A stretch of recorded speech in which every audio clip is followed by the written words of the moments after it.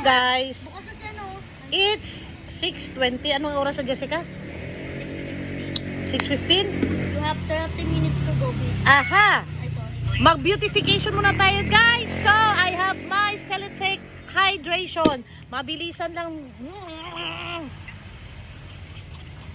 Hindi na tayo mag-makeup. Mag-beauty routine na lang tayo. Para mamaya, pagka ano ko, Kailangan na ba suspitihin ng klase? bakit? Ba't kailangan tanongin? Kailangan na daw po dahil mga kapitid ang dahil araw-araw naman kasi dapat.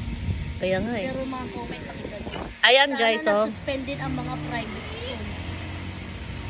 Yan. Uy, akin na yan.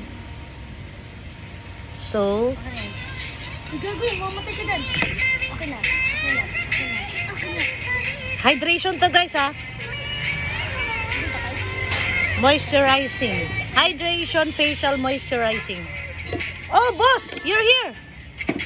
Dumating si Jason. Hi guys! Malamig na ang ulo ni Supermom guys. Wag! And then I have to put a Garnier sunscreen. Ay, nadamihan ko. Okay. Kakakakwe! Oh!